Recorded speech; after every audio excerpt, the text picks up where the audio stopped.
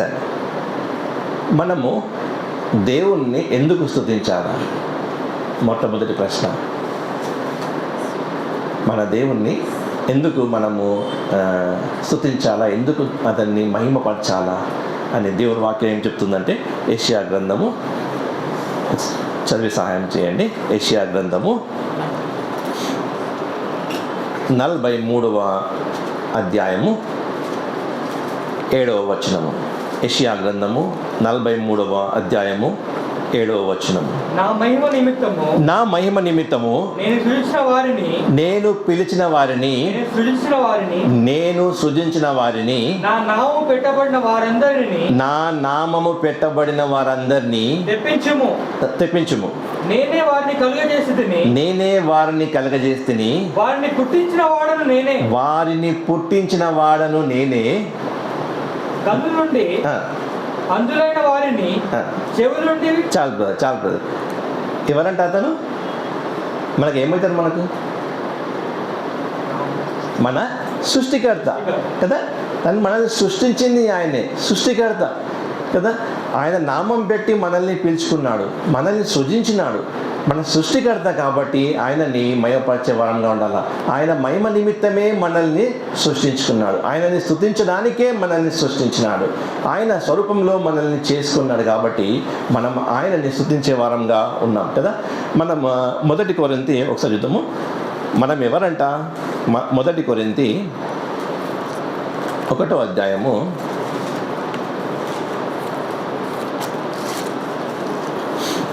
1 కొరింథీ 1వ అధ్యాయము 26వ వచనం చూద్దాం. సహోదరులారా, మిమ్మును పిలిచిన పిలుపును చూడుడి.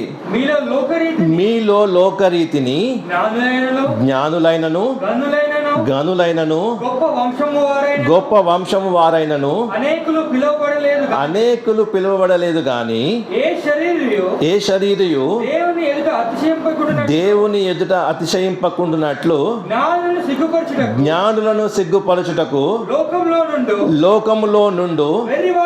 చాలు బ్రదర్. ఎవరట? మనం పిలుచుకున్నాడు దేవుడు, మనల్ని పిలుచుకున్నాడు. మనం ఎవరు ఇప్పుడు? వెర్రివారము కదా. వెర్రి వాళ్ళని ఎందుకు పిలుచుకున్నాడు? మనము అతిశయించకుండా కదా. మనం ఏ చిన్న పాయింట్ కూడా అతిశయించకుండా వెర్రి వాళ్ళను పిలుచుకున్నాడు. మనము ఇప్పుడు మన స్టేటస్ ఏంటంటే, ఇంతకుముందు మనము వెర్రి వాళ్ళము. జ్ఞాపకం చేసుకోవాలి మనం ఎటువంటి వాళ్ళని దేవుడు ఆయన నామం పెట్టి ప్రేమించి పిలుచుకున్నాడు. ఒకసారి జ్ఞాపకం చేసుకోవాలి. మనము వెర్రి వాళ్ళం అంట. బైబుల్ దేవుని మాటలు ఏం చెప్తుందంటే, దేవుని వాక్యం ఏం చెప్తుందంటే, మనము వెర్రి వాళ్ళము. ఫులిష్, వీఆర్ ఫులిష్ పీపుల్ కదా. నెక్స్ట్ ఏమంటుంది ఇంకో వర్డ్ మనకు? మన టైటిల్ చూడండి ఒకసారి. ఏముంది? వెర్రి వారిని ఏర్పరచుకొని ఉన్నాడు, బలవంతులైన వారిని సిగ్గుపరచుటకు లోకములో. ఎవరంట? మనము బలహీనులము కదా. ఫస్ట్ మనం ఎవరు? మన టైటిల్ ఏంది? వెర్రి వారము. సెకండ్ టైటిల్ బలహీనులము. We are so weak. మనము బలహీనులం అంట. చూడండి, ఎన్నికైన వారిని వ్యర్థము చేయుటకు లోకములో నీచులైన వారిని. ఎవరంట? మనము నీచులు. మనం ఎవరైనా మనల్ని ఓ నీచుడా అంటే ఏమంటాం? మనం చాలా ఫీల్ అయిపోతాం కదా. And that is our title కదా. God says that you are weak, you are foolish, and మీరు నీచులైన వారు అంటుంది కదా. నీచులంట మనం. అటువంటి వారిని ఎన్నుకున్నారు కదా మనల్ని కదా. అటువంటి వారిని పిలుచుకున్నాడు కదా. ఎందుకు? ఏ విషయంలో కూడా మనము అతిశయించద్దు కదా. ప్లస్ వారిని సిగ్గుపరచడానికి మనల్ని పిలుచుకున్నాడు. ఇంకో టైటిల్ ఇస్తాడు మనకు చూడండి. తృణీకరింపబడిన వారిని, ఎన్నిక లేని వారిని దేవుడు ఏర్పరచుకొని ఉన్నాడు కదా. మన స్టేటస్ మనకు అర్థమైంది ఇప్పుడు కదా. మన స్టేటస్ ఏంది? మనము చాలా మనము ఫూలిష్ పీపుల్ కదా, ఫూలిష్ వెర్రి వారము, అంతేకాకుండా బలహీనులము, నీచులము, తృణీకరింపబడిన వారము, ఎన్నిక లేని వారం కదా. 5 టైటిల్స్ మన దేవుని వాక్యం దేవుడు మనకి ఇస్తున్నాడు. మనము వెర్రి వారమంట, బలహీనులమంట, నీచులమంట, తృణీకరింపబడిన వారమంట, 5వది మనము ఎన్నిక లేని వారము కానీ కదా. అటువంటి వారిని ఏం చేస్తున్నారు, మనల్ని జ్ఞానం, మనకు జ్ఞానులను సిగ్గుపరచుటకు, లోకంలో బుద్ధిమంతులను సిగ్గుపరచుటకు, అంతేకాదు బలం ఉన్న వారిని సిగ్గుపరచుటకు మనల్ని ఎన్నుకున్నాడు. అంతేకాకుండా ఆయన మహిమ నిమిత్తము మనం ఆయనని ఎల్లప్పుడూ ఆయనని స్తుతించే వారంగా ఉండకు మనల్ని ఆయన ఎన్నుకున్నాడు. రోమా చూడండి ఒకసారి ఏం చెప్తుందో మనకు. రోమా రాష్ట్ర పత్రిక 8వ అధ్యాయము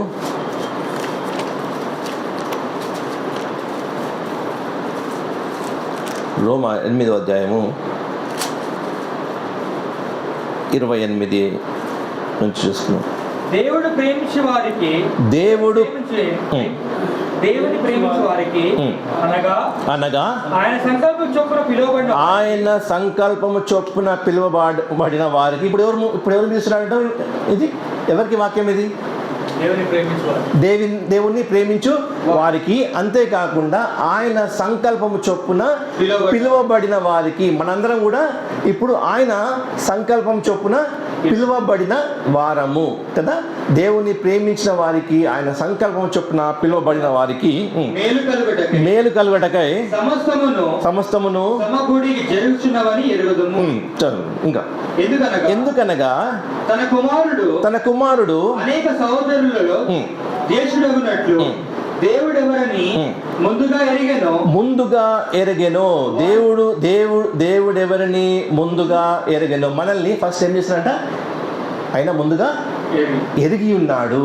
గుర్తుపెట్టుకోవాలి కదా, ఆయన ముందుగా మనల్ని ఎరిగి ఉన్నాడు. హీ ఫోర్ న్యూ అస్ కదా. చూడండి ఒకసారి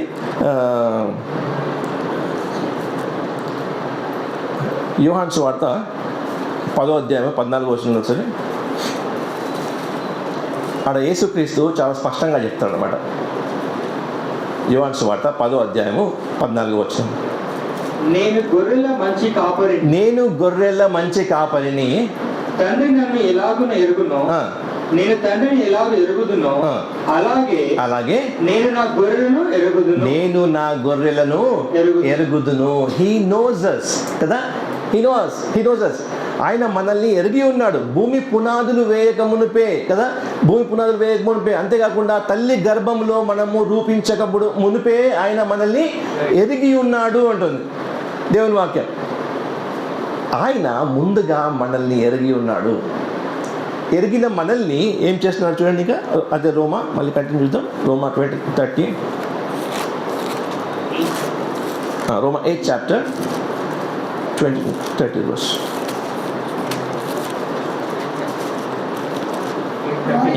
మరియు దేవుడు ఎవరిని ముందుగా ఎరిగెనో వారు తన జ్యేష్ఠుడగునట్లు, దేవుడు ఎవరిని ముందు ఎరిగెనో వారు తన కుమారునితో స్వారూప్యము గలవారుటకు వారిని ముందుగా నిర్ణయించెను. ఫస్ట్ ఎరిగిందంట, తర్వాత ఏం చేసిండు? నిర్ణయించినాడు. హీ టుక్ ఏ డెసిషన్ కదా. హీ నో, మన ముందుగా ఎరిగినాడు, తర్వాత హీ టుక్ ఏ డెసిషన్. ముందు ఆయన నిర్ణయించెను, తర్వాత ఏం చేసినాడు? ముందుగా ఎవరిని నిర్ణయించెనో వారిని ఏం చేసినాడ? పిలిచెను. హీ కాల్డ్ us కదా. మనం పోయినామా దేవుని దగ్గరికి? ఎవరు? ఆయన. He called us by name కదా. అదే చెప్తాడు యోహాను సువార్తలో కూడా. ఏమంటాడు? 10వ అధ్యాయం 3వ వచనం చూడండి.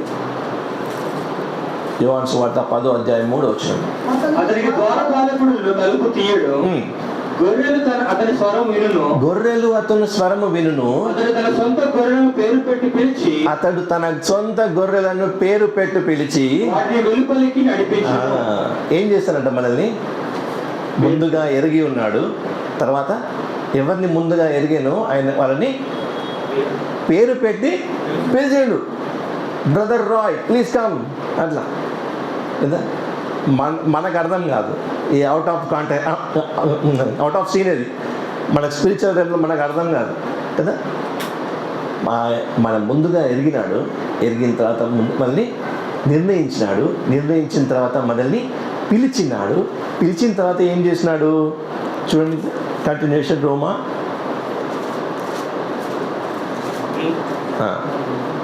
మరియు ఎవరిని ముందుగా నిర్ణయించెనో వారిని పిలిచెను, ఎవరిని పిలిచెనో వారిని ఏం చేస్తాడంట, నీతిమంతులుగా తీర్చెను. మనల్ని నీతిమంతులుగా తీర్చాల్సిన అవసరం ఏమున్నది అంటే మనం ఎవరు నీతిమంతులమా? కాదు కదా. నీతిమంతులుగా తీర్చిండు అంటే మనము పాపులం అన్నమాట కదా. పాపులమైన మనల్ని నీతిమంతులుగా తీర్చిండు. ఎరిగినాడు, నిర్ణయించినాడు, పిలిచినాడు, పేరు పెట్టి పిలిచినాడు. పిలిచిన వాడిని వదిలిపెట్టలే. అక్కడ ఏం చేసినాడు, నీతిమంతునిగా తీర్చినాడు. ప్రభువైన యేసుక్రీస్తు మన పాపం అంతా కూడా ఆయన తీసుకున్నాడు. మనం పొందవలసిన మరణం, eternal death, eternal separation from గాడ్ని ఆయన తీసుకొని ఆ శాపగ్రస్తమైన ఆ మరణాన్ని ఆయన పొంది ఉన్నాడు కదా. పొందిన తర్వాత ఆయన యొక్క నీతి ఎవరికి ఇచ్చినాడు, మనకు ఆపాదించినాడు. మన పాపమంతా కూడా ఆయన తీసుకొని శిక్ష అనుభవించి ఆయన నీతి మనకు ఆపాదించినాడు, మనకిచ్చినాడు. మనం అలాగా నీతిమంతులుగా తీర్చబడ్డాం. ఒక్క దెబ్బ పడకుండా మన మీద కదా. ఆ దెబ్బలన్నీ ఎవరి మీద పడాలా, మన మీద పడాలా. ఆ సపరేషన్ ఫ్రమ్ గాడ్, దేవుడి నుంచి సపరేషన్ ఎవరు పొందాలా, మనము. మన ఆత్మ ఏం కావాలా, నశించిపోవాలా కదా. నశించిపోతున్న వాణిని కాదు, ఆల్రెడీ నశించిన దానంటే అయిపోయింది. ఆ నశించిన దానిని వెతికి రక్షించడానికి ఈ లోకానికి వచ్చినాడు. నశించిపోతున్న వాణిని కాదు కదా, నశించిన దానిని వెతికి రక్షించడానికి ఈ లోకానికి వచ్చినాడు. మనల్ని నీతిమంతులుగా తీర్చి అక్కడికే ఆపలేదు. ఏం చేసినటువంటి ఎవరిని నీతిమంతులుగా తీర్చెనో వారిని మహిమపరుస్తున్నాడా. ఏమంటుంది దేవుని వాక్యం, మహిమ డన్, అన్నీ చేసేసినాడు. అది ఫుల్ఫిల్ కావాలి అంతే కదా. When time comes it will fulfil. చేసేసాడు మొత్తం. ఆ కల్వరి సిలువలో సమస్తం చేసేసినాడు, సమాప్తం అయింది అన్నాడు, అయిపోయింది, ఇట్స్ డన్. టైం రావాలి, ఆ ఫుల్ఫిల్మెంట్కి రావాలి. మహిమ పరిచెను కదా. ఎవరట మనం వెర్రివారము కదా, మనము బలహీనులము, మనము నీచులము, తృణీకరింపబడిన వారము, ఎన్నిక లేని వారము. అటువంటి వాళ్ళని ఎక్కడికి తీసుకొచ్చాడు, మహిమపరిచేది వరకు తీసుకొచ్చినాడు. ఆయన మనల్ని ముందుగా ఎరిగి ఉన్నాడు. ముందుగా ఎరిగిన వారిని నిర్ణయించి ఆయన పిలుచుకున్నాడు, పేరు పెట్టి పిలుచుకొని నీతిమంతులుగా తీర్చి మహిమపరిచినాడు. ఎందుకు మహిమపరిచినాడు, దేవుడు లోకమును ఎంతో ప్రేమించాడు, నన్ను ఎంతో ప్రేమించాడు కదా. అందరూ పాపం చేసి ఏమైనాట, ఏం పోగొట్టుకున్నామంట, దేవుడు అనుగ్రహించు మహిమను పొందలేకపోవచ్చున్నాం కదా. ఆ పాపాన్ని తీసేసి, పాపానికి శిక్షగా ఆయన బలి అయి ఏదైతే పోగొట్టుకున్నామో ఆ మహిమను పోగొట్టుకున్నామో తిరిగి ఏం చేసినాడు, ఇప్పుడు మహిమ మనకు దయచేసినాడు, మహిమపరిచినాడు కదా. దేవుడు 3 లక్షణాలు చూద్దాం. 3 లక్షణాలు చూస్తే అర్థమవుతుంది. ఆయన గొప్ప దేవుడు నరరూపిగా ఈ లోకానికి వచ్చి మన కొరకు ఆయన ఏ విధంగా మయపరచడానికి మన ఈ లోకానికి వచ్చినట్టు చూద్దాం. యోబు గ్రంథము 12వ అధ్యాయము 10వ వచనం. యోబు గ్రంథము 12వ అధ్యాయము 10వ వచనం.